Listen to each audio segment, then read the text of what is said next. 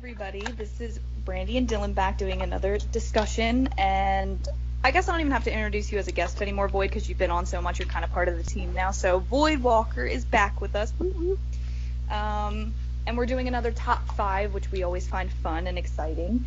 So this time we're doing top 5 bosses in the Resident Evil world, and I just want to clarify that by bosses we mean any boss can go on this list. It doesn't have to be a final boss. It doesn't just have to be like a character boss or whatever. And it doesn't necessarily have to be like a villain that we love a lot. Like Wesker is probably all of our favorite villains, and I don't know if he'd be on our list of bosses. I don't know. I can't speak for the other guys, but I don't think Wesker's going to make my list. But he's an awesome villain, not a great boss fight. So these are just literally our favorite boss fights, and I guess we're picking them based on how much fun we have with them or just how cool we think that they are, or, you know, if they're, I guess we would maybe put them on if they're easy because it's like, oh, that one was kind of breezy and easy, or maybe we put them on because they're challenging because, oh, that was a fun challenge. Whatever the reason, these are our top 5. So who would like to start? Void, you can go first if you want. Alright. Okay. So you're number 5. Alright, my number 5 was the I'm not sure what you're supposed to call him, because the guidebooks have different names for him. Mm-hmm. Like, one guy calls him the Crimson Head Prototype 1, and another calls him the Crimson Head Elder. Oh, Oh, yeah. yeah. Yeah, I know. I always say elder, but yeah, I guess it doesn't matter. Yeah, that feeling of being trapped in an underground crypt with all those creaking and groaning things, and Yes. oh, that first moment with that coffin dropped, I knew something's gonna come out of it, because they're not just gonna have a blood-filled coffin for nothing. That's so true. That was a great boss fight and a great moment, like when the thing slams down and whoever you're playing, Jill or Chris, like spins around real quick. I was like, oh my god. So that's definitely a memorable moment. And you've been kind of fighting Crimson Heads all through the mansion, so when you have to actually do one as like a boss fight and you're locked in with one and you can't just run away like a baby, you have to actually face it. It's really scary. So I Yeah, agree. especially on an invisible enemy mode. Oh my gosh, Can't I even know. see him. I know. I actually beat that mode before, and I don't know how I did it. At least you still have auto. Yeah, and I was going to say, one thing I like about it that makes him a little creepier and sets him apart from the regular Crimson Heads, I love that maybe I'm remembering wrong, but doesn't he have, like, chains on his arm? Yeah. Like, Something. yeah, I like that, to make it a little creepier. Yeah. a Like little they were really different trying to from the keep him regular ones. away, so why would you bring him down? I don't Mhm. know. Jill and Chris are crazy, but yeah, that's a really good boss fight. Well, that was a good one, Boyd. I always feel like I make these lists and then you guys say something and then I'm like, damn, I should have had that, but I don't have anything to remake, unfortunately. Oh, that's shameful.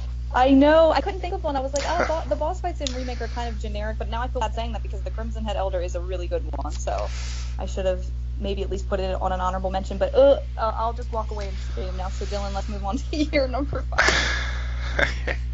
Well, my whole list, I guess, was not solid. Yeah. I had a few ideas, but it wasn't solid till about 10 minutes part of this. So I'm sure it will change, as all of our lists do, in time. But I figured for number 5, then the more I thought about it, the more I thought it made sense to put her there, was Alexia from Code Veronica. Not even so much speaking about her final boss. Like, I think it's, and some of the choices I made, I also thought about, like, how iconic the boss fight has become to me. That's true too, yeah. In putting it on the list.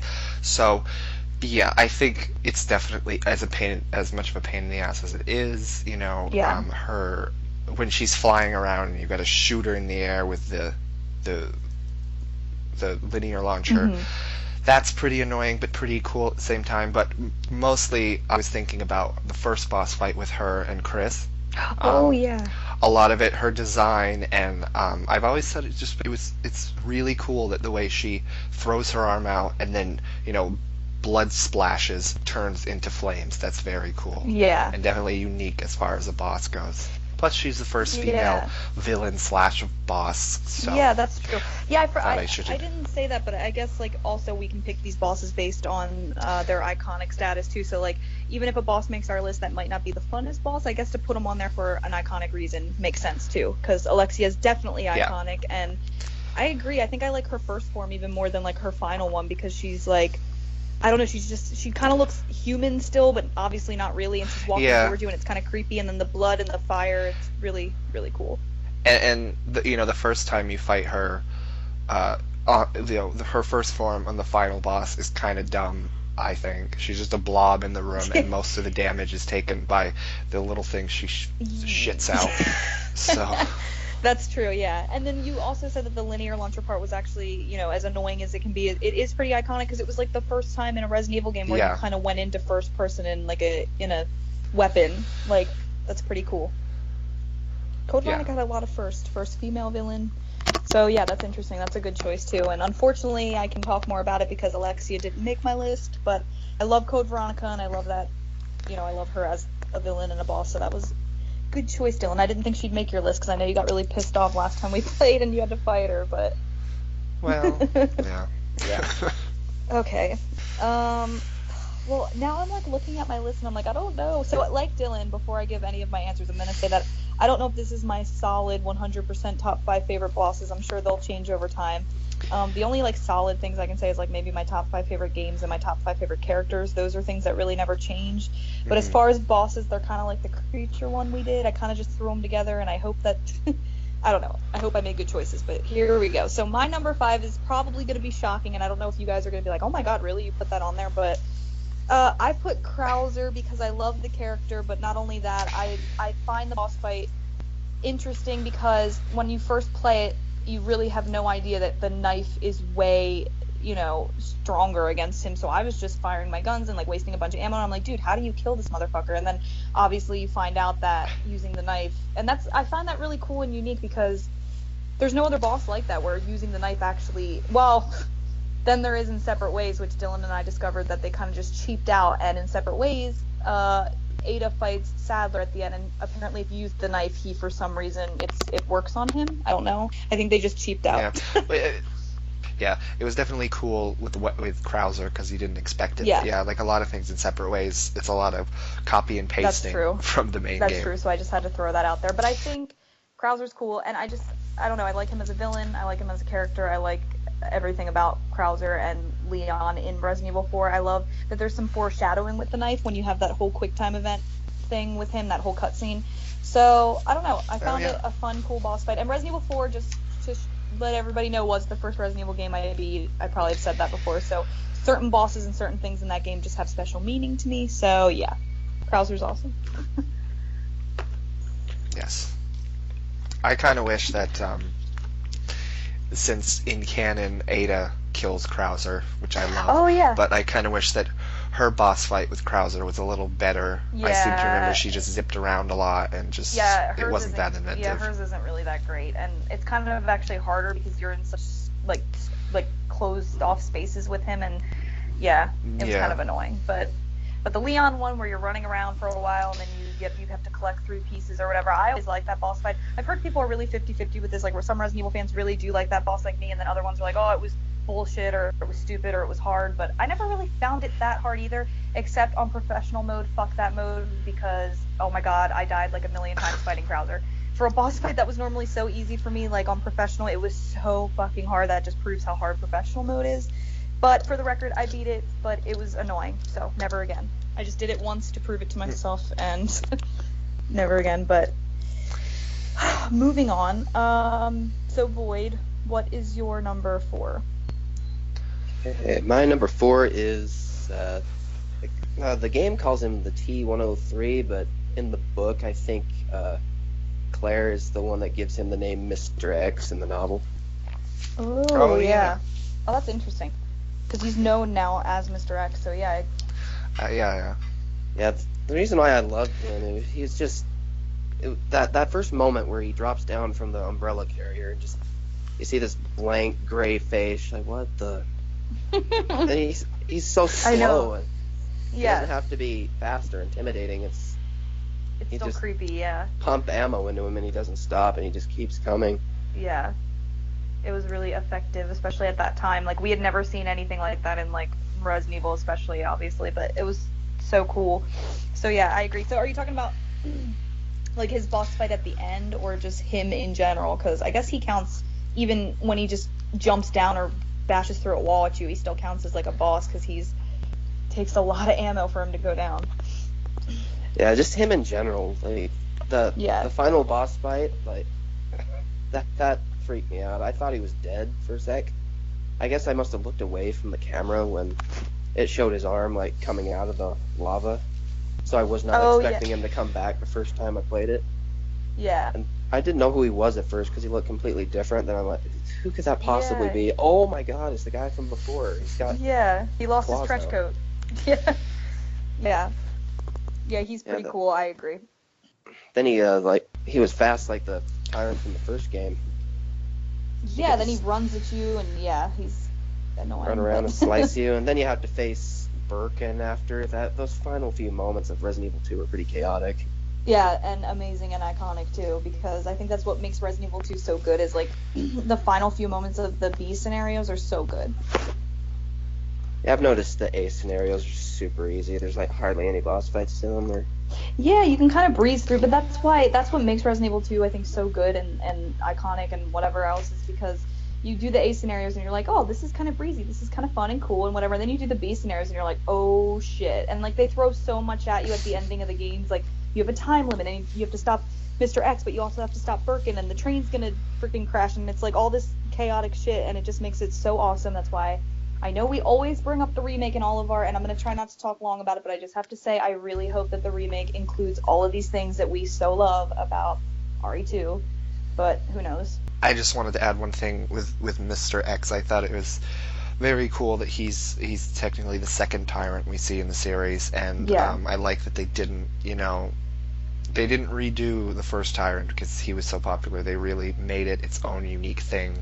Awesome trench coat and stuff. Yeah, so, what does Leon call him in Darkside? Trenchy. I love hearing Paul Mercier say that because Paul Mercier is such a good voice actor, but when he says that, it's like so goofy. I just love it. Gives Resident Evil that cheesiness again. That was a good one, Boyd. I didn't even think about that either. Once again, my list I'm kind of nervous about, but whatever. Okay, Dylan, what's your number 4? Because it's your turn, right? Yeah. Yeah.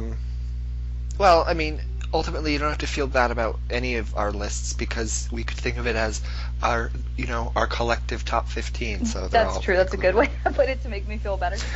but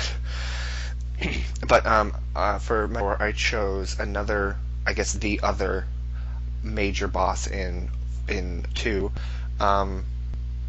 was G. William Birkin. Yeah. I mean, as a villain, I think Birkin would be on my top 5 villains as well. But hey, don't give away future. I think I'm. They well, but for me, I guess for the most part, I'm specifically thinking about his final boss. Well, I guess not final, but like when you're in the room and you have to run around, and then he goes into his second form and he's like a dog jumping around. That whole boss fight is amazing and one of perfectly represents 2 and how awesome and amazing it is. That's true. I know. And then they brought G back in Degeneration, and it was nowhere near as. Yeah, they kind of. With Curtis. Yeah, they kind of made it but obviously with Birkin, he was. And yeah, it's actually interesting you picked his. Well, I guess like you said, it's not really his final form, but it's his final form at least for the A scenarios. Because I always thought all of his forms were so cool. Like I love when he still has like the jeans on, so he's still kind of human, but he's starting to get really. Oh yeah. That's a cool design, but also even the second design where he's like, where I actually think is one of his hardest forms, when you fight him on the turntable thing when you're going down, and you have to go fight him, and he's like he's got all these arms, and you can still see his face, his actual real like human face on the chest of his now big creature. Do you remember that? It's so freaking cool. It's like all deformed, but you can still see that his human self is still kind of there. It's so creepy and so cool. Like I've always loved that. Yeah. I guess his entire role in that game is great, and my favorite would probably just be that final boss part. Yeah. Although when he's like a big giant tentacle, I don't want to be crude, but when he's just a big giant tentacle vagina with teeth at the very end on the train, not the best design. That was Yeah, I always and thought again, that. he's just kind of a big blob at the end Yeah, that too. So kind of grows onto the train. Yeah, I always thought that too. I always thought they could have done that maybe a little better, like just have him, I don't know, have him still. I don't know how they could have done it though. I guess there's no other way to go other than for him to grow and be this big ridiculous thing, or I don't know, yeah. because he had already transformed so much. But yeah, it kind of gets a little ridiculous towards the end. But he's still a great boss, a great villain. So that was a good choice too.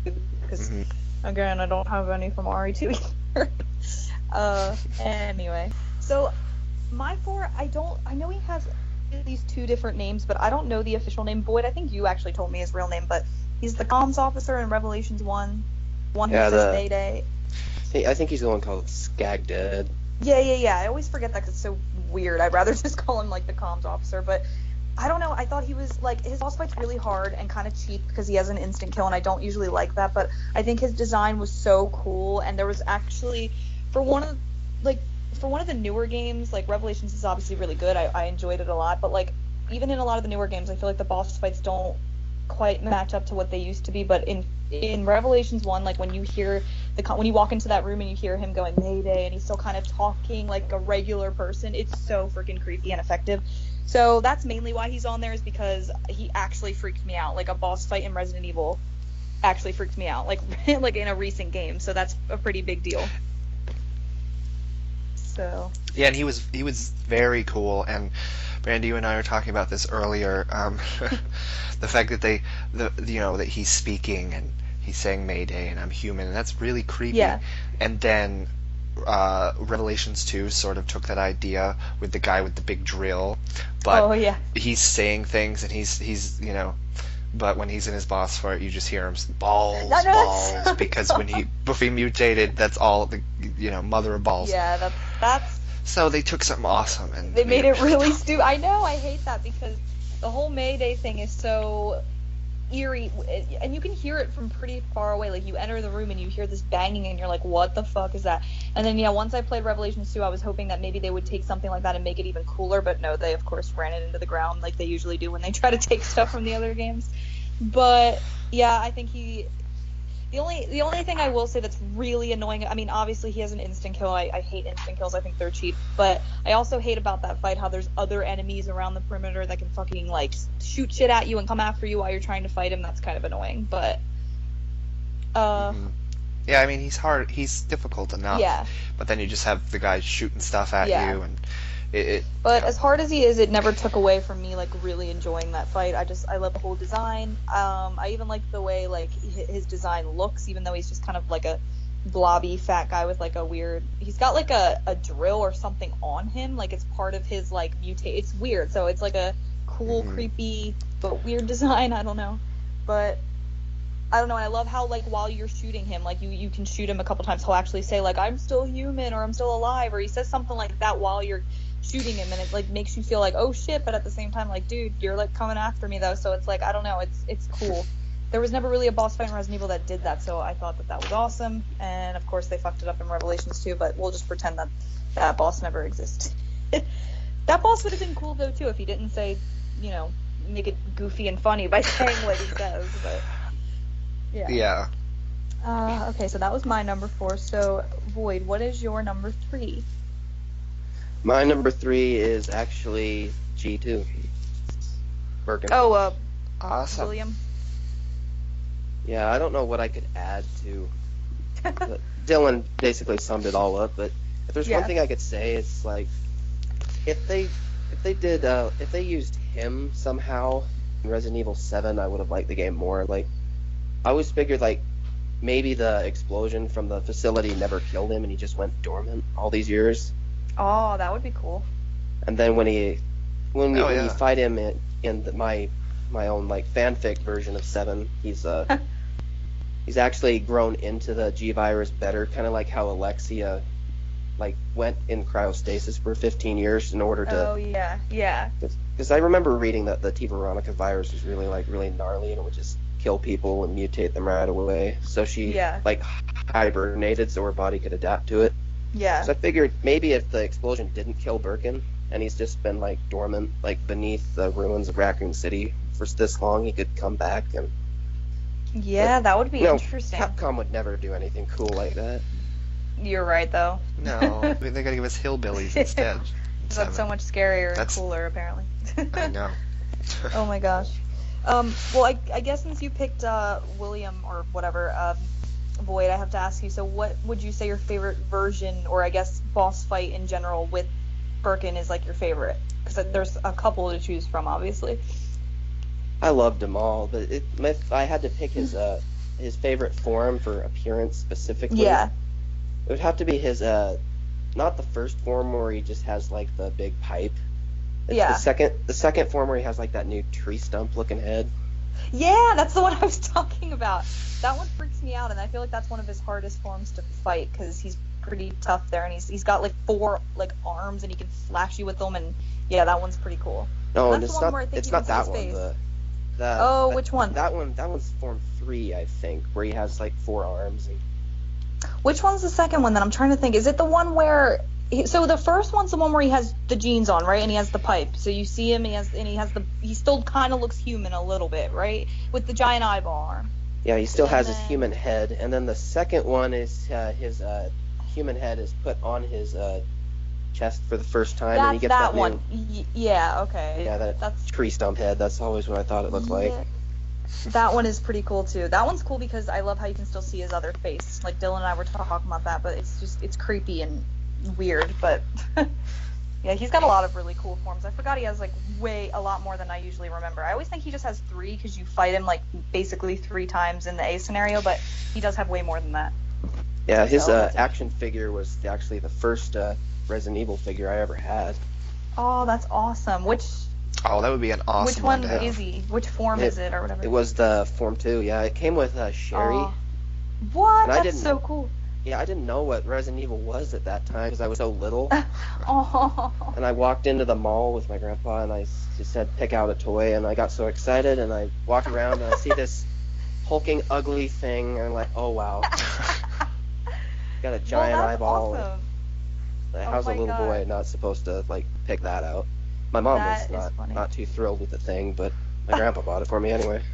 Oh my god, that is so funny. That's like part of your Resident Evil history. It was before you even knew about it. You like just knew you were gonna love it. That's awesome. I remember thinking, like, that when I first saw it was a game, I'm like, wow, they made a game off this action figure line? I'm like, wow, like, no, that's not how it works. That is so funny. But that's funny because that's how a kid would think, like, oh, because you probably discovered the game a little bit later, and you're like, hey, that was my action figure. That is so funny and cute. Oh my gosh.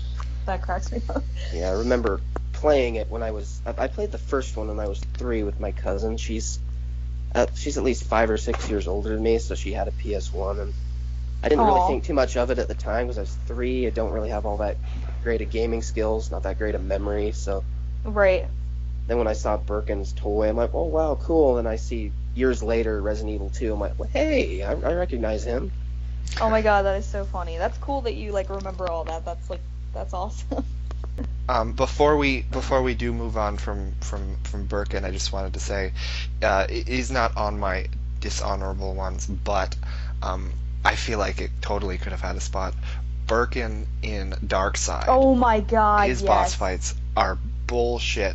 With the pipe, he's really cheap. He'll keep smacking over the head Yeah. with it unless you Get out of the loop, hit him yeah. enough, and then when he keeps going into his other forms on the catwalk, that's a pain in Oh, the I ass. agree. So That's just like a lot of things, Darkside fucked up a the lot, boss fights. did a lot Yeah. great, but Yeah, a lot of the boss fights in that are pretty cheap and annoying, so they could. I think a lot of the Dark Side boss fights could be on our dishonorable, but especially Birkin, which sucks because he was so great in RE2, and then in Dark Side it was not that great. But I agree. Okay, so that was Void's number. Wait, Void, was that your number 3? Yeah, 3. Oh, okay. So Dylan, you're number 3. Well, my number 3 is from, I guess specifically from Remake, because in the original game, I don't care for that. Either one of the boss fights, but Yawn. Oh, I yeah. love Yawn's design, his name, Yeah. like, you know, his fight in general in Remake mean is pretty awesome. Her name? See, I heard that Yawn was a female. I don't know, but Her- you have the archives book, so you Could probably be. know more. But I think I read somewhere that Yawn is actually like a female snake. I don't know how true that is, but interesting either way. Well,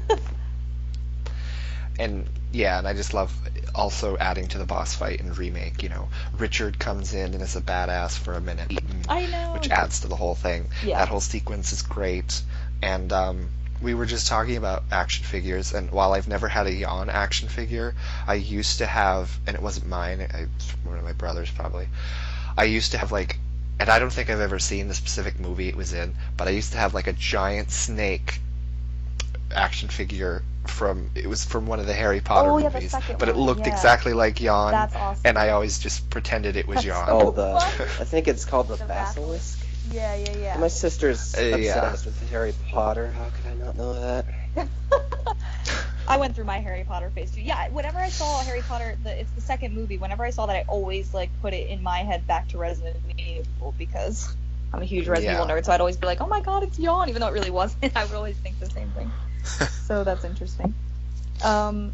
Yeah, I was gonna say something about Yawn, and now I totally forgot. But I will say that I agree that it is an awesome moment, especially when Richard helps you out, because Richard is one of my personal favorite Stars members. That's not a main character, obviously, and except for in the original one when he's really dumb and funny and his dialogue's great. But I think and pointless because he goes to get his serum and he just dies no matter what. He says, "Ouch!" It's so dumb. But I guess that's the point. It gave us the best voice acting. Oh my God, I know. That's probably my favorite moment in the original is the ouch, and then the blood just squirting out of his baseball side puncture wounds all over his chest. It's hilarious. I remember what I was gonna say. So, if you like Yawn so much, do you love that great RE6 ripoff of the Invisible Snake in Chris's scenario? Nah. I remember last time I played it, and it was probably with you, Brandy, but it just kept disappearing, and then because the controls suck in 6, and all the characters do is fumble around, you'd bump into it, and then they do their little fall forward, where they're trying to catch their balance, and it was not great. Oh my God, I agree. Yeah, that fight is not great. I mean, it's kind of cool design and the fact that it's invisible, but the control, like you said, the controls are not built for a fight like that, because they're just tripping over it the whole time. The controls aren't really built for any fight in that game. They're pretty bad, but no. Okay, moving on, I guess. But that was a good one too. Yawn has a lot of great moments because of Richard, I think. That's the main thing. I think if Yawn was to make my list, I think it would be for that reason. Because I don't know, I don't want to say he's just a giant snake otherwise, because he's really not. I mean, he's got those nasty... He looks gross, though. Remember the, big bubbles that he has all over him? And his design is pretty cool. But yeah, and in the original, fuck him. He's really annoying in the fucking original. He killed me so many. He's too strong in the original. And you fight him in the rooms that are too small. Yeah, no peace. And it's just... I don't know how many times I had to just leave the room to go heal. I'm surprised you can do that. In the original you can actually leave the boss fight, which is cool. So that helped us a little bit, but not much. Not much on my part because I'm terrible at the first game. But anyway, let's not talk about that. So my number 3, right? It's my number 3. I'm getting all confused. See, Dylan, this is why I shouldn't introduce the discussions, because I get confused. My number 3 is one of the greatest creatures I think ever, actually the greatest, and that is Nemesis. And I put specifically Nemesis's first fight that you fight him in, even though that's absolutely the hardest one in my opinion, because it's funny, because usually when you fight a final boss, the final boss is usually supposed to be the hardest, right? Because it's oh, this is the final moment of the game, this is really hard. But for me, I think in Nemesis, he gets progressively easier because you weaken him each time, which I find super cool and unique for that game. It's each boss fight with Nemesis actually gets easier. So the very first one, when he's really strong and he's still running the fuck around at you and everything, it's fucking hard. And he's shooting his rocket or tentacles or whatever. But as hard as it is, it's so iconic and I love it. Because I remember playing it so many times and dying I didn't think I was ever going to get past that. I think I died probably in the 20s, 20, 25 times on that fight before I finally was yes, I did it.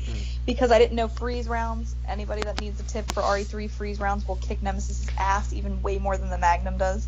So I didn't know that the first time I played the game, obviously, so I'm just shooting him with acid shells and the Magnum, and this fucker would not go down, and he kept fucking running up to me, and he does this fucking thing where Dylan, I know you hate this too, when he picks you up and just choke slams you, and he keeps doing it. You get kind of stuck in a stun lock when he does that. He'll pick you up, throw you, and then if you don't get up quick enough, if you don't mash the buttons quick enough and Jill won't get up. He'll just keep doing that until you die. So I know, and she just lays her ass on the ground for 5 minutes, not getting I up. know. So that doesn't I help. know. Oh my god, that boss fight. It can be so infuriating, but I think it's so iconic and just a great moment. And Nemesis, he's still pretty. Because also, I said he gets progressively easier, but he also gets progressively. I don't know what word to use. I don't want to say, like, the first word that came to mind was lame, but he's not lame at all. Like, what Nemesis is awesome all the time, but I think his first form is definitely the coolest looking form and the coolest and most badass form. So as he goes on, I think he gets a little bit less cool, I guess. But Yeah. and it's also really annoying, but I guess kind of cool and different that Jill, you can't check her health status at all because she is infected with the virus. That's where she gets infected. And it just says virus, so you can't tell when she's hurt. You just kind of have to guess, and that can be kind of annoying, but I don't know. I think it's pretty cool. So, and Nemesis is awesome. I couldn't do a top 5 boss list without having him somewhere on there, and so yeah. I will hold off saying any more because he's coming up on Okay, that's good. I figured that's why you were saying like a little bit less than usual. Okay, so Void. I guess we're already on our number 2. This is good. I know we have some honorable, but yeah, we'll do number 2 and then do that. Yeah. So Void, what is your number 2 favorite boss in Resident Evil?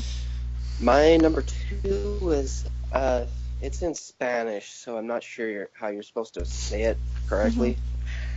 I think in Spanish it's Vertigo, but in English it's Verdugo. Verdugo. Yeah, see, Verdugo. that's a... Oh, yeah. I've always heard people on Let's Play say Verdugo, but I always used to say Vertigo. Like, I don't know, but I guess it doesn't matter. Like, I guess it's Verdugo, whatever, but yeah. That's awesome. That's your number 2. That's awesome. Yeah, I think it's Spanish for executioner, I believe. That's cool. I didn't even know that. Yeah. Oh, yeah, I think I got that from my archives book. But I always thought it was cool that, there's technically 2 executioners in the series. Because you got him, and then you have the executioner. Wow, see, I never ever knew that. I never knew that that's what Verdugo or whatever it is. I never knew that's what that meant, so that's really cool. Yeah, just that whole boss fight with him is just brilliantly designed. The soundtrack is amazing. Yeah. And the fact that you can't see him for the first time, he's just following you in the shadows, and then the elevator light comes on, and there he is. Yeah. If you don't have enough ammo to beat him, you can just stall him and then escape, hopefully. Yeah, hopefully. That's the thing. You're always like, oh my god, this guy is like... See, I don't want to say too much because maybe he's on my list too, but I'm not going to say. But yes, I agree, Void. Yeah, the first time I shot him with a rocket launcher, I froze him first, and then I guess I almost not hit him directly, so it just knocked him down. He got up and gave me the no finger wave. Like, oh god.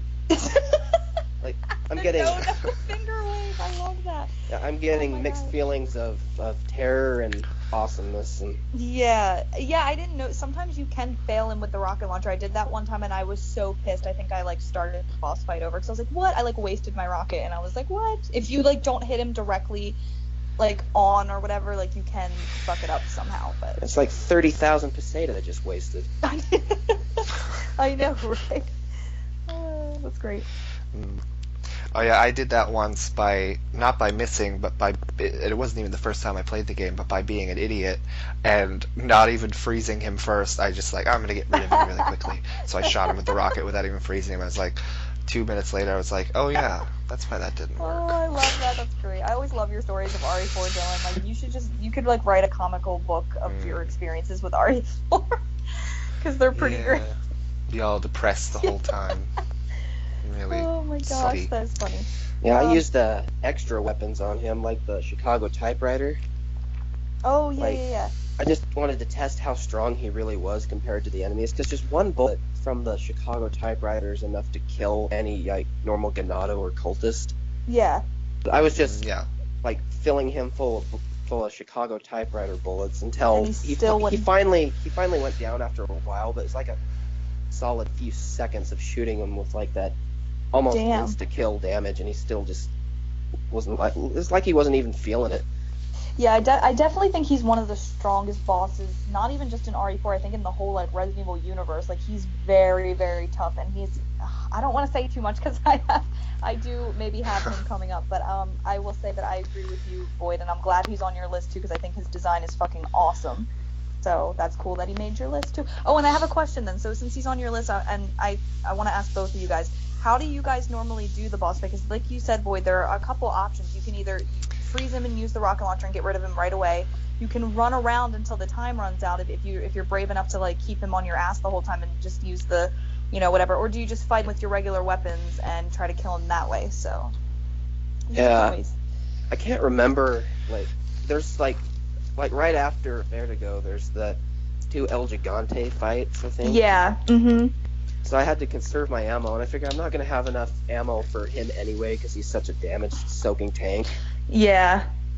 So I just either run around, but if I forget to buy a rocket launcher, I'm like, okay, fuck this. Yeah, that's like, true. You're cool, buddy, but this is kind of... This is kind of getting annoying. Oh my gosh. So Dylan, how do you normally do it, Dylan? Do you do the rocket launcher option? No, I did it that once and was ashamed of myself and then never tried it again. But no, I usually just keep pounding him with ammo, after freezing him. But then as soon as the elevator's there, I'm just out of there. Yeah. I don't want to give my answer yet. We'll have to wait. Because although he's not on my list, so I will just say one more thing. Yeah. I think that even outside of his robe, he looks awesome, but in his robe too, they look oh my very god, cool. Dylan, I hate you. I was gonna say the same thing.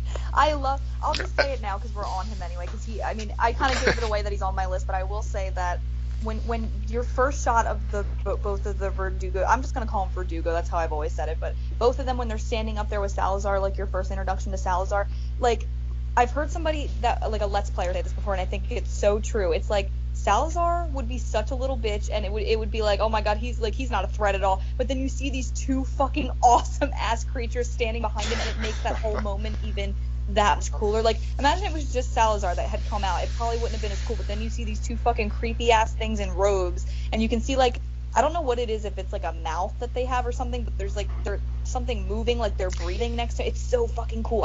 That whole cutscene, I never look at Salazar. I just stare right at the Verdugos because I think they're so awesome.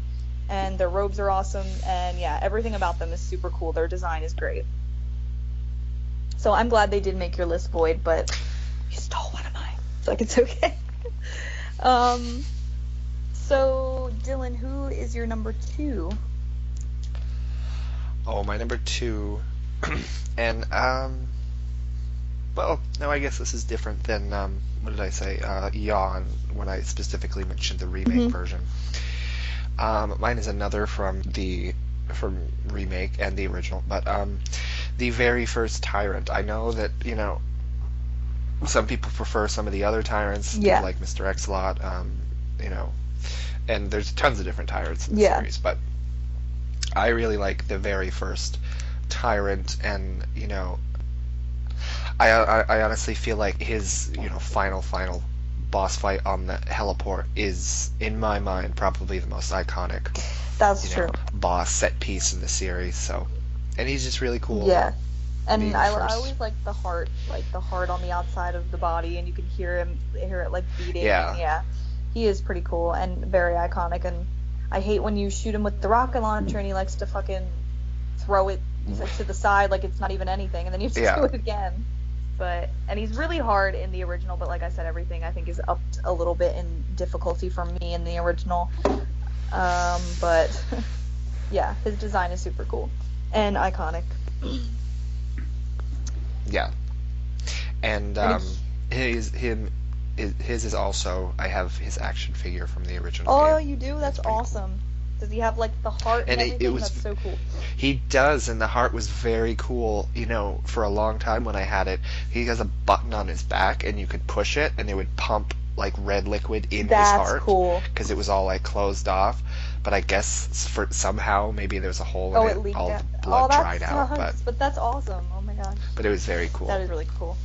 Yes. And he kills Wesker. We have to give him some credit. Well, he doesn't kill him, but you know what I mean.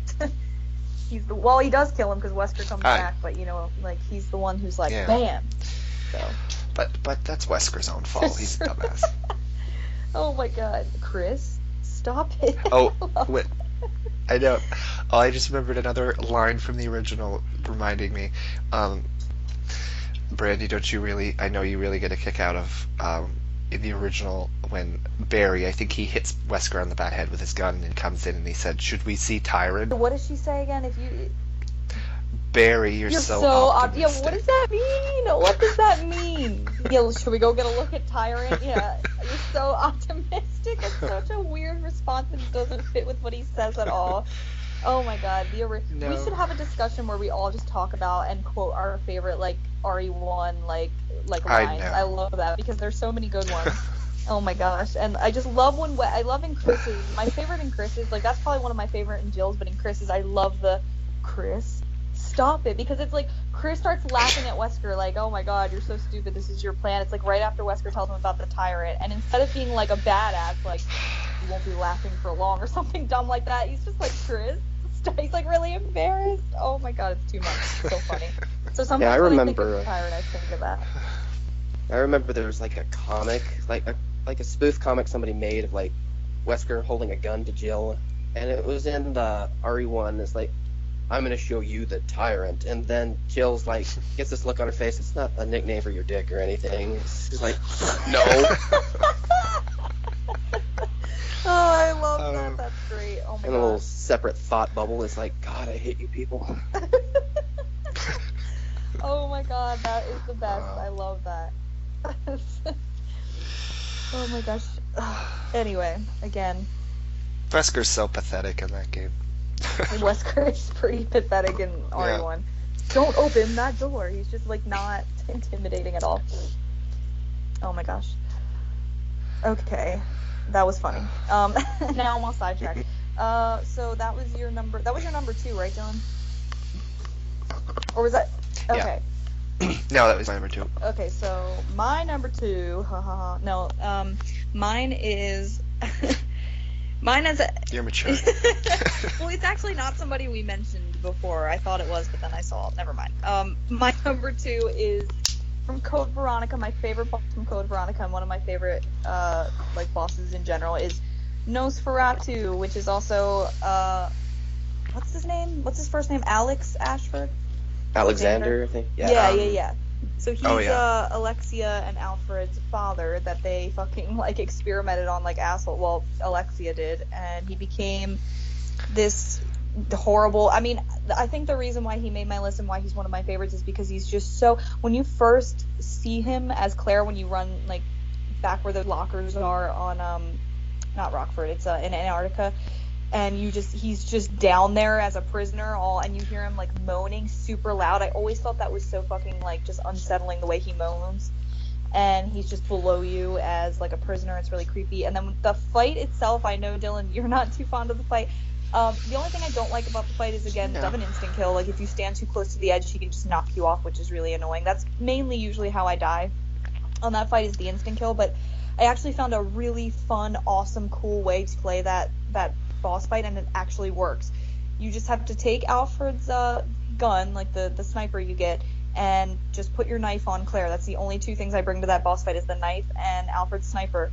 And if you can get his chest at least 3 times with that sniper, or maybe 4, and you just go up with the knife, Claire will just have this awesome, cool line where she's like, I don't know, it's some like probably generic line like nobody messes with me or something like that. Like it's like a really cool like Alice in Court moment, and then she just stabs him with a knife, and that's how he dies. It's like this secret way to fight him that I read about, and I was like, oh, I wonder if I could do that. And it's actually not as hard as you think. You're probably thinking like, oh, no, Nosferatu with just a knife, that seems hard. But like if you have the sniper and you can actually hit his heart each time, it's not too bad. I have fought up before a couple times, but I don't know, that's my favorite way to fight him, and I find him not too, I don't know, he's never been really that hard for me. When he poisons you, it can be annoying because you can't cure his poison with just regular, like a blue herb. You have to wait till Chris finds you and gives you serum and all this shit.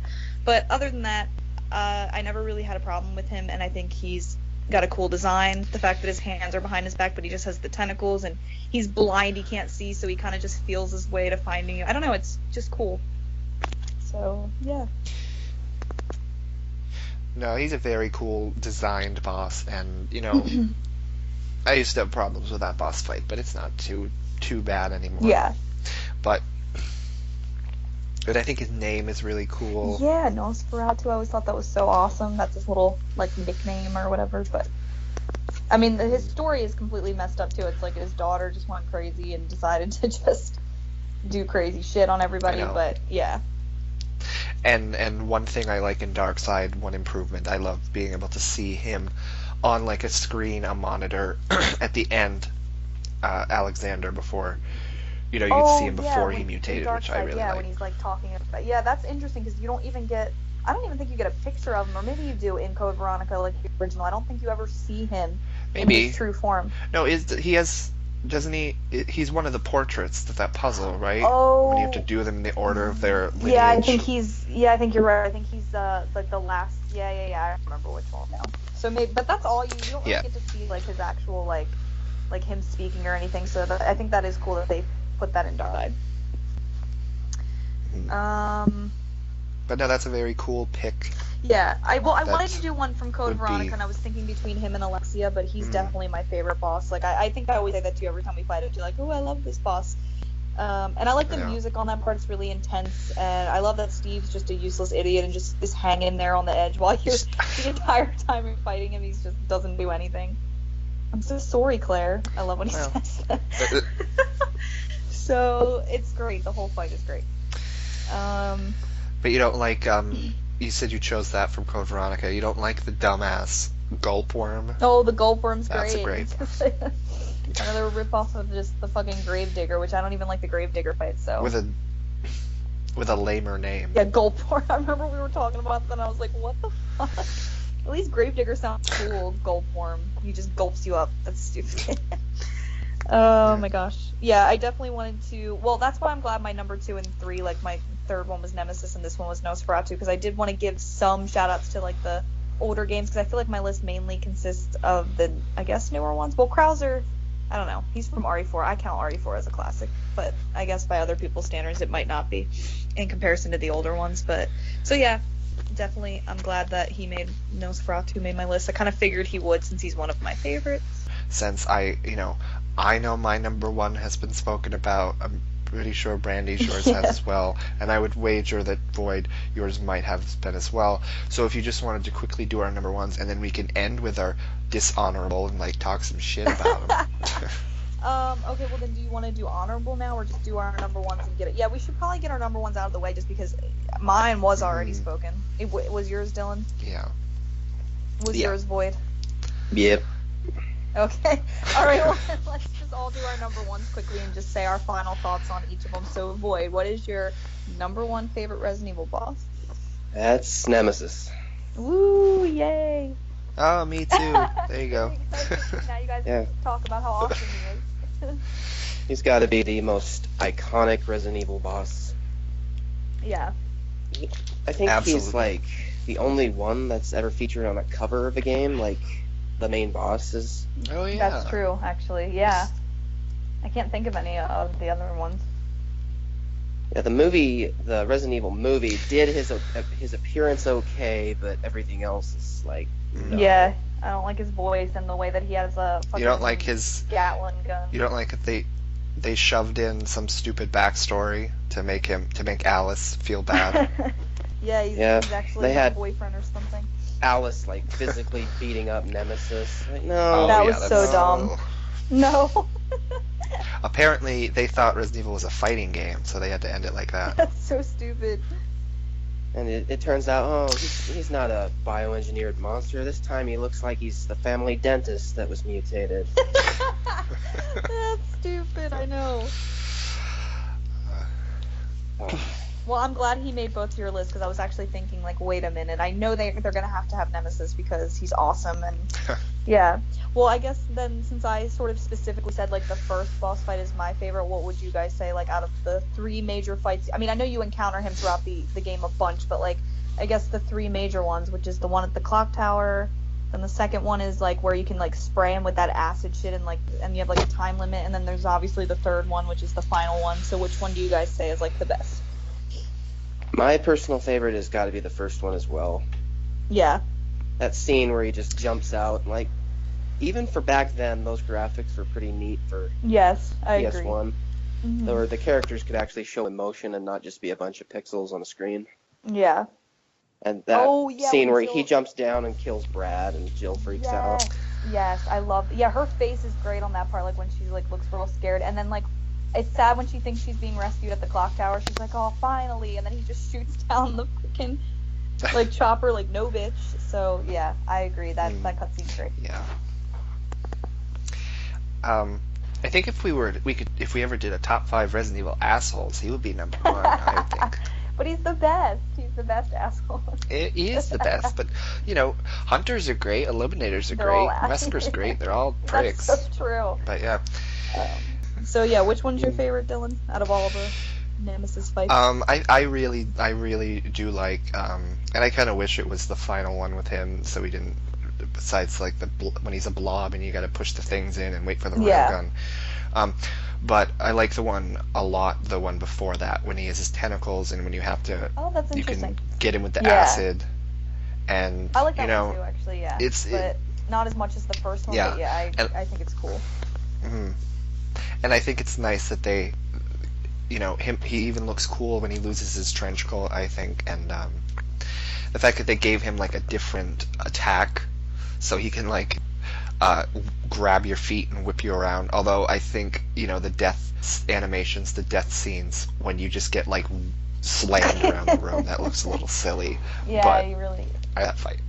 Yeah, I think that one would obviously be like a close second because I really don't like the final one. I actually want to know, since we're all talking about Nemesis now, what your guys' thoughts on him. I kind of think the final boss of Nemesis is kind of cheap. You just push these batteries in, and then the railgun kind of just takes care of him. And I don't like his design. Like I said, he just, like you said, Dylan, he becomes sort of like a big blob, and to me, he kind of looks like a giant like bug. I don't know what, like a fly with eyes and little feelers, and it's just, I don't know. I thought it was a weird way for such an awesome badass villain to go out, but maybe they couldn't really think of anything and they wanted him to mutate and become bigger, but he was already so badass and cool and tough, like they didn't really need to make him this big outrageous creature, because in his like humanoid sort of form where he has just a regular body, he looked way cooler. That's just what I think. So what do you guys think about like Nemesis's final form?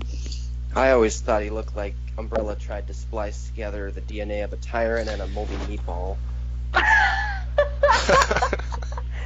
Oh my god, Boyd, you're the best when you say stuff like that. I love that. That is so true. Wait, there's I didn't know who he was at first either until I like read later on.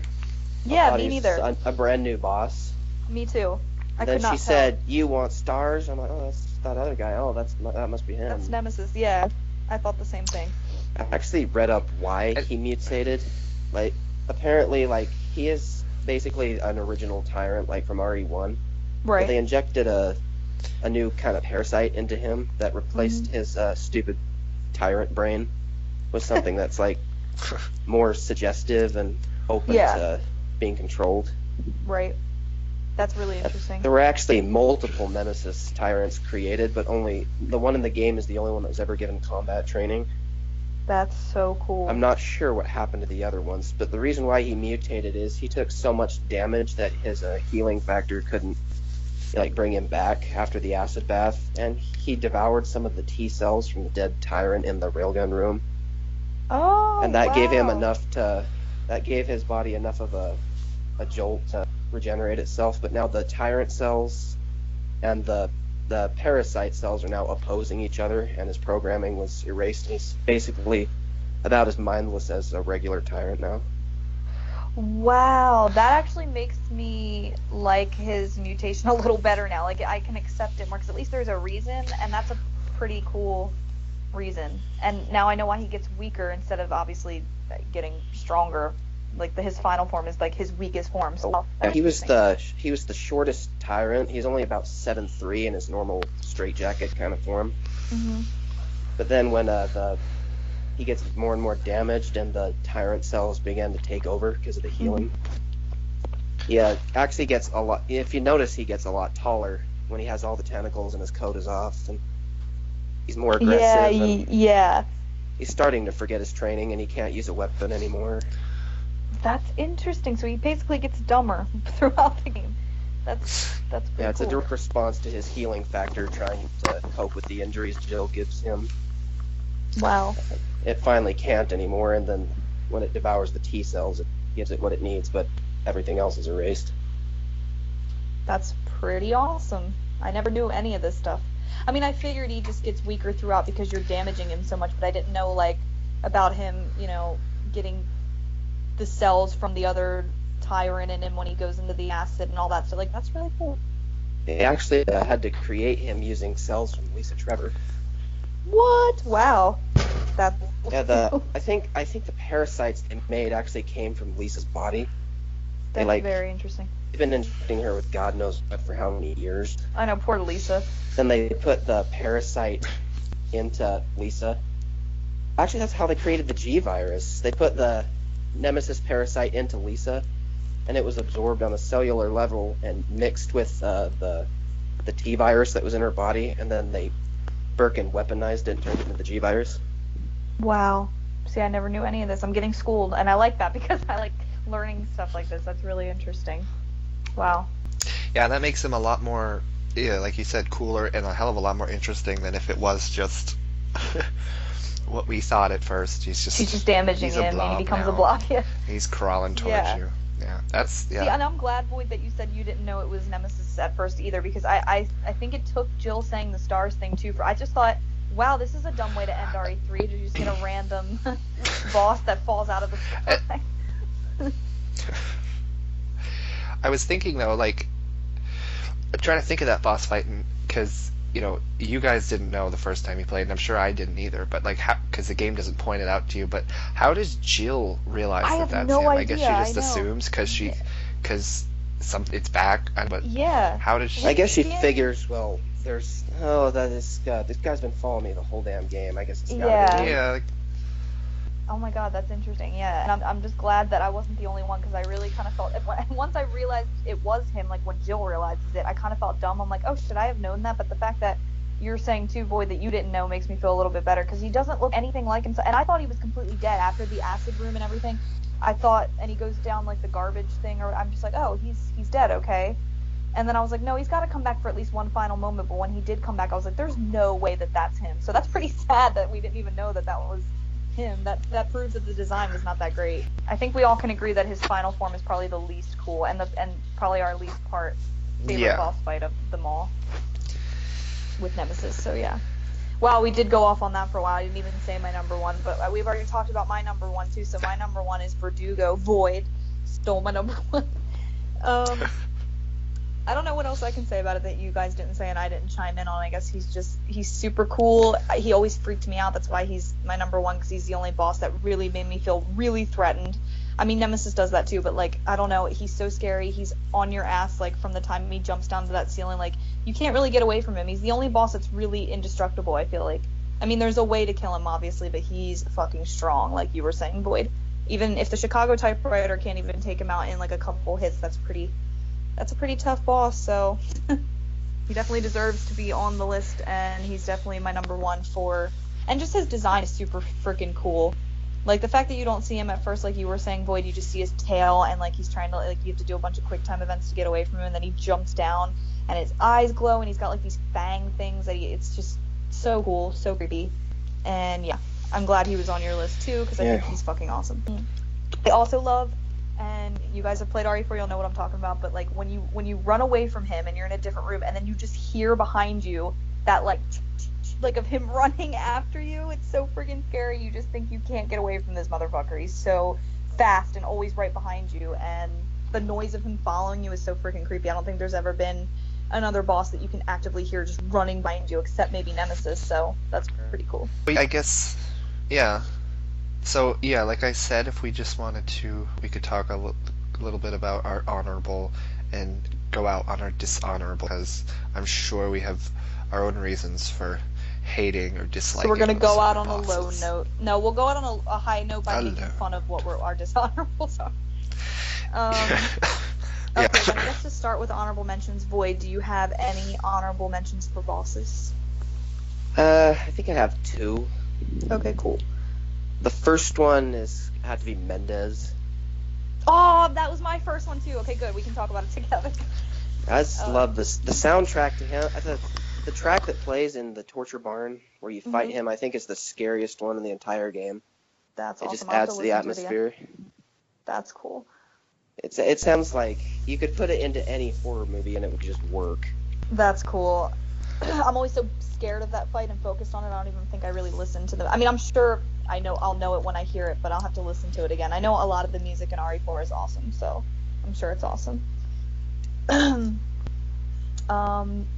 Yeah, I put him on there basically because it's sort of like a more emotional reason, I guess, but I put him on there because he was the very first boss I ever beat in any video game, and obviously my first Resident Evil boss then, so, and I remember struggling for so long, I could not beat him, I was so scared, every time I like avoided my GameCube for like days because I was so nervous, I'm like, I'm never gonna get past him, and then I would like look at my dad and be like, Dad, can you just beat this boss for me, and he would look at me and be like, dude, this is your game, you need to beat this, I'm not gonna beat this boss for you, just do it, you can do it, and like, oh my god, it took me forever. I do think, even to this day, I think RE4 is kind of a breeze for me now. I hate to say that, I'm not bragging, but I've gotten decent at the game to the point where I can play it, and it's not very challenging for me anymore because I've played it so many times. I mean, there are still parts here and there where I'm like, oh shit, and I fuck up sometimes, but like as a whole, RE4 is pretty easy for me. But I will say that his boss fight, I think it's honestly one of the hardest boss fights in the game. It like, at least for the character bosses, because Salazar is pretty hard, but you can bypass him with a rocket launcher. If you just shoot him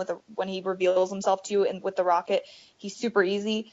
And then you have like Krauser, like I said, is pretty easy for me because of the knife trick. And then I never found Sadler that hard at all. I actually don't really like Sadler's boss fight at all, or him as a villain, but that's a different discussion for something else. But so I think for all the character bosses in the game, Mendez is probably one of the harder ones, but I think that's what makes him interesting. He's hard and he has two forms, and I don't know. And I always found his character just super cool, and he should have been the main villain of RE4. I think he's way cooler than Sadler.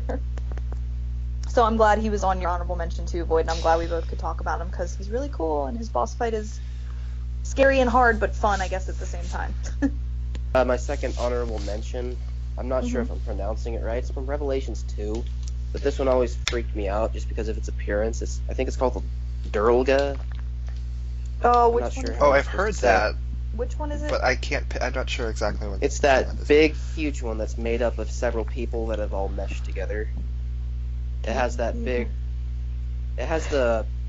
You're supposed to shoot the big orange thing in the center with the bodies hanging around it. Oh, wait, do you fight? Wait, you fight that as Claire and Moira, or Barry and Natalia? I think fight it's that as- Barry. Barry's the only one that fights those, I think. I'm gonna have to Google it because I actually, and I just It has played. this Well, big long claw that comes out the front of it, and it can instant kill you if you get too Oh, close. that Oh, thing. that motherfucker. me and Dylan knew, right? Yeah, I hate that. It just looks. Oh, Even there's something in Halo that's pretty similar. There's like this. In the first game, there's a kind of like a big hive thing that's where a bunch of people have just stuck together and become infected, and you can see all the different people that are being morphed together, and that just always kind of bothered me. And then they did it in Revelations 2, and you can see all the faces on it, and the roar Yeah. it makes is pretty intimidating. It looks like such an alien, disgusting creature, and it freaks me out every time. Yeah, I remember the instant kill, and I remember it pissing me off. But yeah, the design is really cool. Yeah. I remember it pissing me and Dylan off a lot. So yeah. But that's interesting to mention. yeah, Revelations. that big orange room at the end. Yeah. When you have to fight, everything. there's some invisible guys. I mean, the invisible guys didn't fuck me up too much, but when those things come in, Oh yeah, I I know. I just- get really freaked out. Yeah, I think there's like in that game you have to do like these challenges to like get like various gold, bronze, or silver medals. yeah. Like one of them is to kill the Durlga without destroying any of its bodies hanging off of it. So you just have to hit wow. only the orange bulb. But later on, when I unlocked the infinite launcher, I figured there's a really super easy way to do this. Just hit it with the rocket launcher. For some reason, it does not destroy the bodies around it. It just Oh, wow. instant kills it. You'll get the medal. That's good to know. See, we gotta play Revelations 2 soon, Dylan, because I do want to play it again. But then when I think about some of the creatures, I'm Hey, like, I- oh, listen. I'd love to play that game. I'd play it a lot more if you could do online co-op. I know. Like, I'd find a stranger to play it with, like the PSN, but Can't. or offline co-op Yeah. too. But playing it single player is not. It's fun, but sometimes it's not fun. Well, that's why I wish you and I could play together. Like we played 6 and 5, and whatever. But yeah, can't play that one unfortunately. I don't know why they did that, but whatever. Yeah, they're lazy. So, okay, we're doing. Oh wait, did you have something to add, Dylan? To the. No, I was just gonna say, you could do your other one, Brandy, because I think Void mentioned his too, Yeah. and you already mentioned Verdugo. So if you want to No, just Verdugo was my number one. I mention your mentioned other. Mendez. Oh, That's Mendez, okay. sure, yeah. Well, okay, yeah, and I guess my second honorable mention is kind of weird, but like I was thinking of all the games when I made my list. I was trying to go through each game and each boss fight and figure out what could I. So I kind of picked this one to give a shout out to RE0, but I also do really love the design. And it's funny because when you think of RE0, you probably think, wow, boss fights in RE0 are pretty cheap, because a lot of people think that they're just giant whatevers, like a giant bat and But giant they're just centipede. giant Yeah. bugs, Yeah, yeah. there's like they're always just a giant blank, and people say they don't really have like any distinguishing bosses in that game, but I will say they beg to differ for at least this one, because I do love the Proto Tyrant in RE0, because He's very cool, he's yes. just like the first Tyrant, except he's super broken, so he's creepy. He twitches and stuff, and when he goes up to Rebecca, he's like making this twitchy thing with his neck, and he kind of like he's like the fact that he's like doesn't totally work all the way. I think is so cool and makes him more scary than the first Tyrant. That he's just like broken, and you're in like a real small area. You can't really run around a lot. He is kind of challenging, and then you fight him again with Billy and Rebecca, which is kind of eh. But the very first time he shows up and you fight him as Rebecca, I think is super cool. So I wanted to give him a little shout. And I was trying to think of what my favorite Tyrant is, because like you said, there are a lot. I also love the Tyrant in Code Veronica with the mace hands. I think he's pretty cool. But if I had to pick a favorite Tyrant, it would definitely be the Proto Tyrant, because he doesn't work right, and that makes him hilarious and creepy. Yeah, I every time I fight him, like I want to just pump him through a magnum. Yeah. But you need to like wait until, because you hit him and then he gets stunned, but you need to wait till he's standing up to keep like stun locking him. Yeah. And I never was able to just stun lock him completely and kill him until I got I unlocked the Infinite Magnum from Leech Hunter. Yeah. And he went down fast with that. Oh wow, really? So I felt very. Yeah. Yeah, he's hard to stun lock because you have to wait for him to get up, and so yeah, I know what you mean. Like he can be kind of hard because of that, because he'll fall down with one magnum hit, but then you have to wait for him to like face you again, because his only weak spot, I guess, is his heart. Yeah. Do you remember when he first comes, like the cutscene when you first see him and he's just twitching and kind of like growling at you? Like I just think he has like a more intimidating and creepy design than the other. I mean, the previous Tyrant was awesome too, but the fact that this one's very twitchy and off, it's just like, wow, that's really creepy. I don't know, I think it's cool, because he's basically just like the first one with the design and everything. He's just like I said, broken and scary and not working right, and it makes it awesome. So yeah, I definitely wanted to put him on there, and I wanted to give a shout out to Zero, because everybody hates on the boss fights, and I will agree that not all the boss fights are that creative in that game, but the Proto Tyrant's cool. So Dylan, what about your honorable mentions? Well, for my honorable and dishonorable, I decided that, because my main 5 is pretty much made up of classic ones, and like I said, this list wasn't very solid until right before we started. I mean, I had the idea of ones that I really loved and wanted in there, but it ended up, for honorable, I kind of wanted to give some, they're not necessarily like they would be my 6 and 7, but I wanted to give some shout out to some of the later games that I enjoyed, that I thought they did a good job with some of these, for different reasons. That being said, I didn't choose a single one from 5 or 6. Well, now I'm interested to hear which ones are for later games for you, so that's interesting. Well, one of them I chose, not so much her design when you're actually fighting her as the final boss, but her whole design as like a creature leading up to that. But like, even the final boss, she's very creepy, and that would be Alex Wesker. Oh my god, yeah, she's so creepy. In her, hunched over, she's got like a hood on at first, and then she's just that really long like thing at the end. She's very big and she's very long. Yeah, no, that's why I'm so glad you put her, cool, because I was actually debating on having her as an honorable mention, but now I get to talk about her anyway because you had her.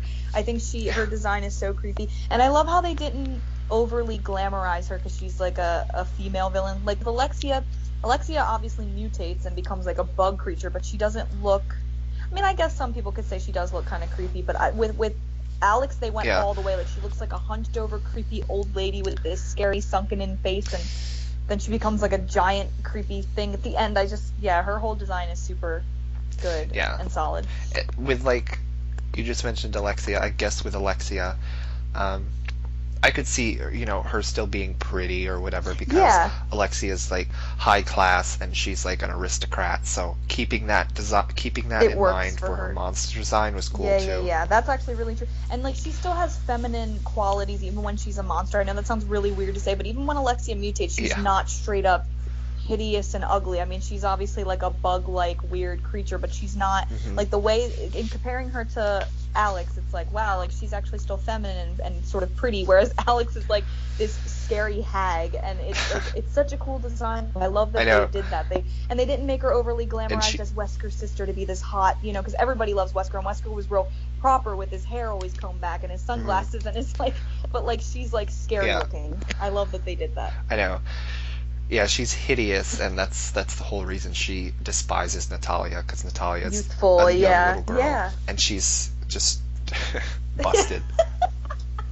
Oh, to use that term on her is great because it's so true, but that's hilarious. Yeah, the whole dynamic between her and Natalia is cool too, because to have her be jealous of Natalia's youthfulness and whatever is really cool and different for the series. So I think the whole thing with Alex is awesome. I know I hated Alex Wesker at first and the whole idea of another Wesker, but I think what they did with it was cool and it worked. So yeah. Yeah, I read somewhere that the way they approached Alex Wesker was they wanted to make her similar to Wesker, but also be kind of his polar opposite, the way she deals with things. Yeah. Whereas Wesker is kind of calm and collected. He takes no pleasure in doing what he does. He just does it because it needs to be done. Yeah. Whereas Alex is a sadist and she enjoys the pain she inflicts. Yeah, that's true. I never thought about that. Yeah. Just look at the creatures in Revelations 2 with all this barbed wire and stuff wrapped around them. She likes doing this to people. Yeah, she was like sick. Wesker was all more about power and glory, and she was more about just like torture and like that's true. Wow, that's interesting that they made him that different. Yeah, even in her human form, like if you think about it, Wesker in the early games, he was very much in the background, in the shadows, sending Ada to do stuff. Whereas in Revelations 2, Alex, she's just, even when she's not a monster, she's like taunting Claire and Moira and all their Terrasate people, and she's just getting pleasure out of. Even though she too hides in the shadows at first, which I like, she doesn't reveal herself. Right? She's sort of like the puppet master the whole time, doing everything. Yeah. So I guess they're similar. And but she enjoys it so much because she's so into Kafka, because Cam wanted to make something really deep. All those Kafka quotes throughout it's kind of dumb. It's funny. Oh my gosh. So that's pretty cool. Okay. So I guess another one, also coincidentally, is from the first Revelations. And it's another female. But that would be Rachel when she's mutated and when you hear her through the ducts and stuff. Oh, yeah. Yeah.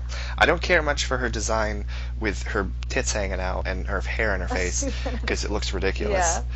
But her monster design and the fact that you have to pursue her, and she also, like, talks, you hear her talking to herself a lot, too, like a lot of the that's why I kind of was debating monsters. on should I have the comms officer or her, because I was thinking of both. They're both really solid boss fights. That's why Revelations 1 is one of my favorite, the newer, I guess, games, because you do hear her in the ducts and stuff and talking, and that's creepy too, and her monster design is solid and super cool. So, although I feel like I read somebody say this somewhere or something, or I don't know, maybe I picked up on it, I really don't remember, but I just pictured her in my mind when she grabs onto you and she bites onto you like all the other ooze monsters. But because she has an actual face and they don't really, when she does that and her face gets split, she kind of looks like a Canadian from South Park. That's hilarious. Oh my god, I never realized that. Now I'm gonna have to let her bite me just so I can see that. What, does her head like pop off like in South Park? It like splits, kind of like that. Oh, that's the best. I'm gonna do that and then be thinking of like Terrence Phillip would be great. Oh my gosh. I love that. Oh my gosh. Yeah. Okay, well, Boyd, I guess since we all did honorable, then to end on our dishonorable, do you have any dishonorable bosses? Oh yeah. Okay, I'm interested now. Like this one. Well, of course, I gotta rip on RE7 any chance I get. Good. Oh, yay. But, yeah, the Jack Baker. Like everyone's raving about him. Like, oh, he's the next Nemesis, and That's terrible. Mm-hmm. the way he's designed, he's like, I swear, every 3 to 4 minutes, he's back up on you. At least Nemesis stayed away for several minutes and didn't Yeah. like overstay his welcome, and it just further emphasizes the low enemy variety in that game. That this is basically Jack is like 60 to 70% of the encounters in that game. That's what I was going to ask, if you can kind of explain him to me a little bit, because obviously my knowledge of 7 is not up there because I've stayed away from it. So, like, is he like somebody that pursues you and then you finally fight him like Nemesis, or like how does that work? Now the boss fights in this are pretty broken too. Like most of the time, like 90% of the time, you just run away. Like you figure, oh, it's going to be a challenge. I might not be able to get away from it. Nah, the AI is terribly slow. You can just run. And there's some places where it forces you to fight him, where I guess you could call that a boss fight. But then they put in things like there's kind of a body bag arena where you fight him. And then they put in a chainsaw that can end the fight in seconds, and just makes it like, why? Wow. And see, that sounded cool when you first started saying it, like the body bag thing, and then I'm like thinking of it like, I don't know. And what does he look like too? Because I should probably Google him while you're talking, because I don't even know what he looks like or what his design's like. Like, is he even creepy at all, or? No. He just I sent him a picture of him to my friend. He said, that just looks like my dad. What's his name again? I'm gonna Google it. Jack Baker. Yeah. Yeah, I was gonna ask you, because I've only seen pictures of him as a person. Does he ever mutate like a creature? Boss, boss should? And I have to give Ouroboros some kind of apology, because I thought that was as ridiculous and stupid as they could get. It just looks like a moldy, even like this is the spaghetti that's completely molded away, and all that's left is the mold. Oh my god. Oh my god, I see it. Yeah, I found it. It says RE7 boss Jack Baker, and he's mutated. I can't even tell that. What the hell is that? It does look really bad and gross, but like not gross in like a cool, like, oh, that's gross way. Like, it's like, wow, that's dumb. It looks like Ouroboros, but like not. I don't know. I can't really tell from this picture, but you're right. It looks dumb. Yeah. Like, well, you thought Ouroboros was stupid. Hey, wait, we can do worse. We can do worse than that. It kind of looks like, but it has nothing to do with Ouroboros, right? Like, whatever they have in R7 has nothing to do with previous, or does it have some? No, it's completely new, like everything else. Where Great. It's like, it comes from that Eveline, that little girl in it, but without her medication, like she escaped the ship she was in, and without the medication from her handler, she ages really rapidly. So she's actually the old lady in the wheelchair that you find. Oh. You think she's Grandma Baker, but she's not. She's Eveline. Oh, that's And the big secret and reveal. She's the source of all the mold and everything. Like, it never explains how, but then she just, at the end, morphs into a giant fucking mold monster. And that's the most disappointing boss fight in the entire Resident Evil franchise, because all it is a quick time event where you pick up the Albert pistol and just press a button. And the Albert pistol. Yeah, the pistol is named Albert for some reason. Even though this has nothing to do with any of the other. Oh, I found an actual picture of his boss fight. That looks so dumb. I'm about to send it to you guys in the group. It's really bad looking. But doesn't Chris give you that weapon? I always just imagined. Yeah, I don't remember the ending so bad because I was going into a fan rage. I just turned it off. Like, I didn't play it all the way I always through, just figured. So I didn't play it on my system. I played it on my cousin's PS4 because I'm not gonna taint my system with any of that crap. And then I quit playing and then let my cousin finish it, and then I saw the ending and wow, that's epically disappointing. Oh, so you didn't even finish the game because you were like, fuck this. Yeah, and then I saw the ending with my cousin. Wow. Yeah, I can't remember how he gets the pistol. I think maybe it fell off Chris's helicopter or something. I can't remember exactly how. So is Jack Baker like the final boss? Like, do you finally get to fight him after he pursues you, or is he just like a boss fight and then you're done with him for the whole rest of the game. Oh no, you encounter him through like 60-70% of the damn game. He accounts for like the majority of the enemy encounters in this game. It's super lazy. That's what I figured. And then there's these segments where it forces you to fight him, but the fights are super easy if you know what you're doing. Like the garage fight, where he gets where you try to get in his car so you can get out of his garage. I think I've seen that. Wow. And then for some reason he just chooses to giggle and jump in the car with you and steer you into walls and everything. Sounds really scary and awesome, like a game I want to play right now. Well, they watched National Lampoon's Christmas Vacation, figured, hey, that should be a scary boss, right?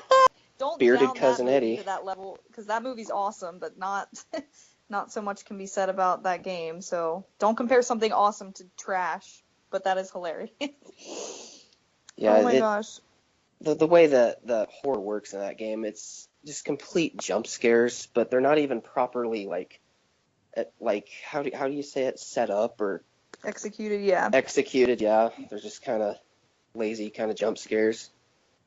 Like some of them you jump because you have no choice because it just happens all of a sudden. Right. But most of the time it's just really fucking boring if you don't fall for stuff like that. Yeah. And so why do people say that it brought back the atmosphere and the eeriness and that type of horror? Because obviously it didn't if it's just jump scary horror. I guess some people just think that that's what Resident Evil should be. I don't know. Yeah, a game used to mean the game would challenge you, and this one doesn't. You can just run away or hide.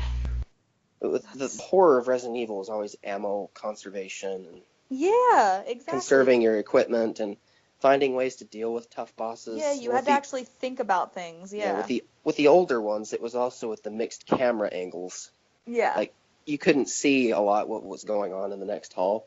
Right. But in this one, it had a potential to be really immersive, being first person and all, but the way they just executed things, it just comes off as lazy and boring. And they're obviously trying to be Outlast, but they just didn't really set it up right. Didn't make the cut. Yeah. Do you have another dishonorable mention? Yeah, that's got to be the Ouroboros Wesker fight. Yeah, thank you. Because I was Yes. hoping, I hope the guy, I was thinking this earlier, even though I know you guys better than that, especially Dylan, I've known for forever, but I was like, I hope neither one of the guys put Wesker on their favorite boss list just because he's an awesome villain, because he's an amazing villain, but that doesn't mean his boss fight is great. His boss fight is Yeah, I garbage. know. He's on mine too, by the way. Okay, good. Yeah, his two fights were good with me. I like those because we never really got to fight him in Code Veronica when it was shown that he could do all this. Yeah, when he's still in his human form, it's fine. And when you're with Jill, I love that part where you have to, with the whole Jill and Wesker fight, that's cool. And then the part where you have to go around turning the lights off and everything, but yeah, then he mutates. And then he mutates himself. He completely acts out of character, loses his cool, infects himself. Yeah, and that's how they screams choose at to Chris. end Wesker's character, by having him not act like his character. Yeah, I completely agree. It was kind of a letdown. It was a disappointment for especially a lot of people that love Wesker as a villain, and we finally get to fight Wesker, but it was not in the way that we all, I think, wanted it. He turns completely, even when he mutates, he doesn't look, like, it's not cool. I don't know, it's just a weird design, and the wormy or moldy spaghetti, like you always say, Void, like that look, it's just not, I don't know. They could have done something so much cooler with fighting Wesker. Yeah, I think, like, the way he goes out to, like, your big, the series big bad, and then he just goes out swimming in a volcano, a couple rockets to his face. That's kind of, I don't know, kind of lame. Yeah. But I think the boss fight itself, like, is incredibly cheap. Not only the disrespect to the character, but, like, when he fucking spins his spaghetti around and don't get touched by it because you're immediately going to get hurled into the volcano. And the quick time stuff. Oh, yeah. When Sheva is hanging off the edge, I mean, Chris is bad enough when he has to punch the boulder, but that's not too bad as far as quick time goes. But when Sheva is hanging off that fucking ledge, oh my gosh, I never want to play Sheva in that part because you might as well, you're going to either break your thumb or break your controller. It's that. Really annoying. And I know when you and I play Resident Evil 5, Dylan, I usually am Sheva, and that's fine. I mean, sometimes we switch it up where but I'm usually her, and when we get to that part, I'm like, Dylan, we might have to switch characters. I can't do, like, I've literally mashed it, so it's really fucking hard. You have to be right on time, and yeah, like you said, you'll hurt your fingers doing it. So it's really ridiculous. And yeah. And you brought this up in some other discussions, Brandy, but as far as, yeah, like I said, the way Wesker goes out, why doesn't Sheva hand Jill the rocket launcher? Yeah, I always thought that. So it should have happened. Yeah, it should have been, hey girl, you've been through some shit, even though he, I know they try to give Sheva some deep connection with it, like, oh, bioweapons were responsible for the deaths of her parents, and she's really against it, and that's fine.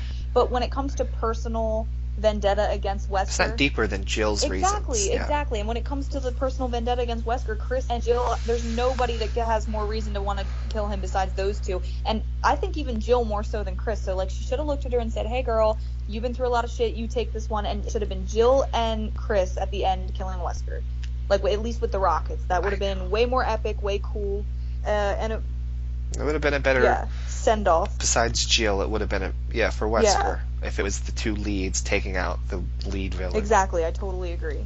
It's just that whole fight is just kind of cheap and sad way for a great villain to go out. It really sucks. So I really hope that wasn't the end and they do bring him back. I know that's kind of up in the air. Some fans are like, oh, if they bring him back, it's just continuing to reuse him. Maybe they should just leave him, whatever. But I don't know. He went out in such a dumb way that I think bringing him back would be cool.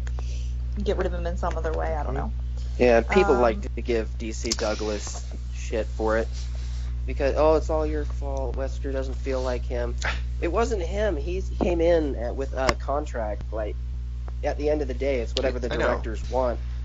And the writers, DC, yeah, he did a recent discussion with Residents of Evil, I think. Oh yeah, we watched that. Me and Dylan. Love them. We said Capcom asked him to go over the top, and he blew out his voice a lot. And oh yeah, I heard that. He said it wasn't like Umbrella Chronicles like he did before. Yeah. Like he said they wanted explosions, they wanted action, they wanted over the top, dramatic. They didn't want Umbrella Chronicles Wesker. They just wanted some boss that was over the top. So how was that DC's fault? That was clearly the writers and the directors and what they wanted. They told him, and I think he's a great voice actor. He follows direction, obviously, because in Umbrella Chronicles, he's way more the Wesker we all know and love, like the calm, cool Wesker behind the scenes. And then he's outrageous in 5, but that's obviously not due to the voice actor. That's due to what the writers wanted, and he's just following direction. So I don't like when people give him shit for that. It's kind of annoying. Yeah, I thought he was Richard Waugh until I saw the credits. Yeah, he does a really good impersonation. And did you hear in the Residents of Evil, like, they're actually all friends, like, all the Wesker voice actors? I find that really cool. Like, Richard Waugh is really good friends with DC, and they're even friends with Peter Jessup, who did him in Remake, so I find that really cool that they all are cool and get along. I heard Peter Jessup has known DC for a while in the industry. I think they live in, like, the same city or something like that. That's really cool. Most voice acting is in L.A. Like, I met the voice actor for Invader Zim. That's awesome. He said most of the voice acting stuff you're going to do in Hollywood is in LA, so a lot of the actors there are going to live there. Right. And DC always figured that's why he kept getting the role over Richard, because Richard was Canadian and DC was right there in LA. Yeah, which is kind of sucky and sad. They've done that a lot. Yeah. They used to always do their Canadians, and they just phased them out for Los Angeles people. Which is kind of sad, because all the good ones are in Canada, like Allison. Yeah, then Peter and DC went for a drink one day, I think is the story. And then over there at the bar, they see Richard Waugh, and they're like, oh, wow. All 3 Weskers at a bar. 3 Weskers at a bar. Sounds like a joke, but it actually happened. They should have all got... Sounds like a joke. 3 Weskers in a bar. I love that. They should have all got drunk and stayed in character as their Wesker. That would have been hilarious if they were all just there. Yeah, their Wesker. Like, Richard Waugh would have been over there being real calm. Peter Jessup would have been over there sounding like he has marbles in his mouth. Apparently, it's what. And DC would have been screaming in the corner. Yeah. Oh my god. Complete inebriation. Oh my god, I would. Well, speaking of that, I know we definitely have to move on. This discussion's getting really long and totally off topic. But did you also hear, Void? I think it was in that discussion where DC said he wanted to try to get a panel together for like a con where all 3 Weskers are there, and like he was like, oh, but we just didn't get enough. Like, nobody wanted to see that. I'm like, who would not want to see all? I would kill to see Peter Jessup, Richard Waugh, and DC like at a panel answering questions. That would be fucking. They're all iconic at this point, and played one of the most iconic characters, so I would love that. I don't understand how they couldn't get enough, signatures or whatever they needed to get for that, because I would sign that in a heartbeat to see that. Not enough Resident Evil fans, I guess, and where they at. I guess that's, yeah. I think that you'd probably have to find the right convention, but like I feel like most conventions would just be like they'd easier book fucking Sean Roberts. Oh my god, because that's he's true. Don't even talk about him. He's not even up to par with those three. No, I would rather see. He's DC great. He does a terrible DC impression. That's his whole so true. role. That's his whole role is based on a terrible DC Douglas impersonation. And oh then they killed him by having him get his leg crushed under a door in the final one. I know, that's so stupid. So dumb. Oh my god, I love it. Okay. Anyway, we've fangirled and fanboyed about Wesker long enough. Why don't we move on? But I totally agree with you guys both having him on your list. I should have had him on my dishonorable because he's terrible. Although you just mentioned fanboying and specifically fangirling, and back to that boss fight. As much as you know, Wesker is your favorite character, Brandy. You got to admit that I'm sure you, as a Wesker fangirl, loved when his shirt came off. Yes, that is so true. See that moment right before he punches the Ouroboros thing that he punches and gets like all infected. Yeah. That moment was totally fine. I could have had a shirtless Wesker running around after me. That would have been totally fine with me as a Wesker fangirl, but. Then he becomes all wormy, and I'm like, now I can't think you're hot, Wesker, because you're like, then people would think I'm into like the tentacle freak shit. Nope, not. But I am a Wesker fangirl. He is super hot until he becomes big spaghetti. So. To see who goes next, since we talked about Voids too, I just want to ask now, Brandy, have either of yours been mentioned? Dishonorable? No, actually, they are both from the same game. Okay, well. Then I guess they're both from 5. No, they're both from 6. Oh, yeah. 6. Okay, well mine is also from 6. Let's so let me just finish up mine, and then I'm gonna guess it. Okay. Yeah. So my other, because I mentioned Wesker was my other dishonorable is Simmons. Yep, he's on mine too, so we can kill 2 birds with one. Yeah. As far as a terrible character and a terrible villain, he's just terrible. He's awful. Yeah. But as a boss, they just took the whole, Resident Evil buses mutating things way too far to the point I get bored and exhausted. He's a dinosaur. He's like fly. A he's running after you dog thing at one point. Yeah, it's really dumb. And you know how you guys were both talking about Birkin earlier because he was on your guys' list, and how it's awesome. He mutates slowly over time. Like, it's not all in one sitting. Like, I know, it's not like the last hour and a half of the game. Exactly. With Simmons, they throw him at you in the last chapter of, like, Leon. The last 2 chapters, I think it is, for Leon's. They just throw Simmons at you, and he just keeps mutating over and over again, becoming different. And it's just, it doesn't work. It's so stupid. And then you gotta fight him again in Ada's. You gotta fight him in the helicopter. Yeah, and it's so dumb. And then on the ground. Oh yeah. So, oh my god. Yeah, it's really bad. There's so many. It's like half the game right there. That's half the playtime. I know, right? And we were talking about how dumb Nemesis looks at the end, but remember how really stupid Simmons...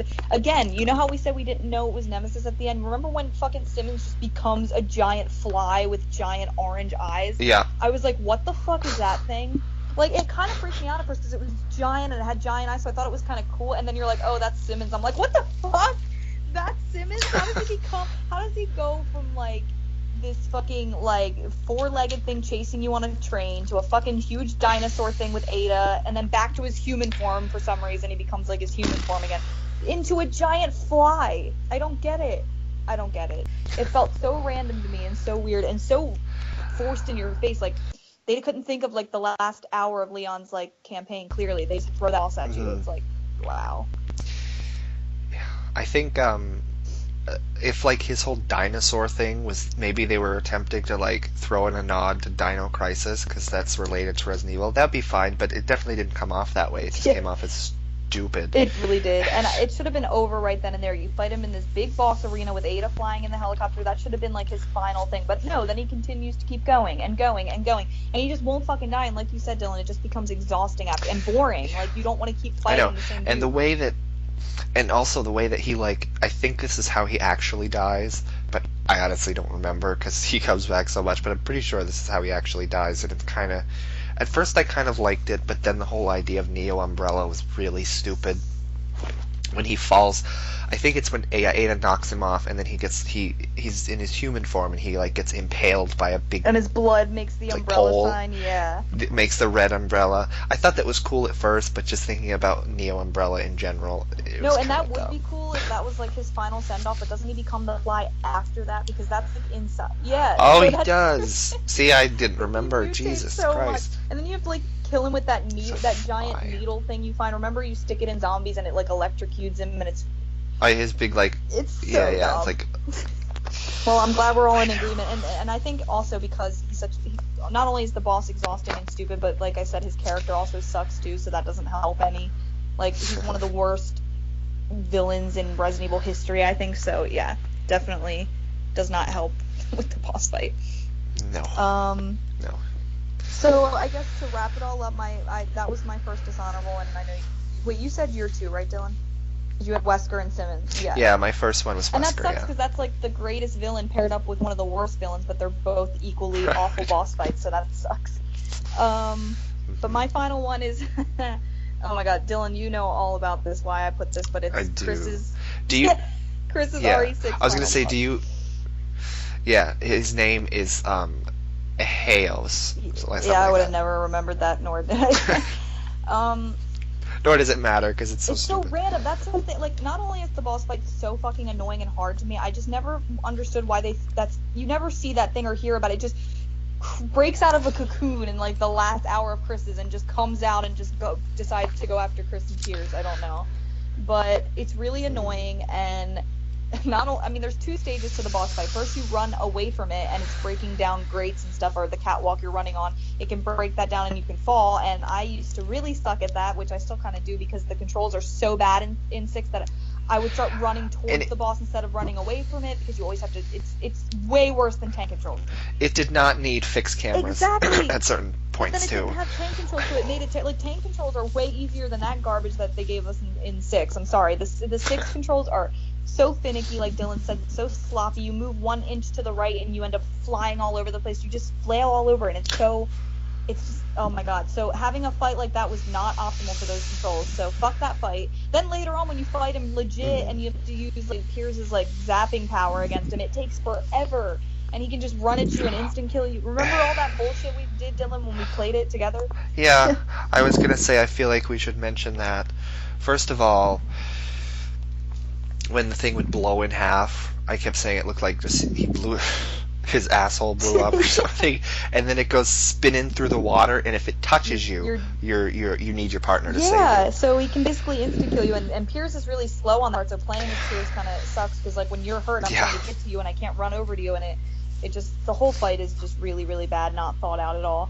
Although I love Chris's ending because the whole Pierce ending I think was actually surprisingly, I give Capcom a little bit of credit because they actually made an emotional scene for once. Because I really liked Piers as a character, even though he was a newer character or whatever. Like they actually like did a good job at making you care about him. And when he just throws Chris into the pod at the end, it's really, really, really sad. The fact that he gets infected is really fucked up. So I love Chris's ending, but just getting to that ending is like just a bunch of bullshit that I don't even like to play. So I don't find Chris's fight fun at all or rewarding when you do it. I just love when it's fucking over with. So, bad boss fight. 6 is full of bad ones, but I had to put that one in there specifically. Cause... I know. I can literally think of some more right now. But... but we've already gone on and on long enough. Okay, well, I guess to wrap up then, that was I mean, if you guys want to say anything else about any certain bosses, you can feel free. I think I'm done. I think my list could definitely potentially change in the future, but I think my top 3 were pretty solid. I love Verdugo, I love Nosferatu, and I love Nemesis. But the last 2 could probably change around, whatever. But yeah, so mine is probably the same too. Yeah.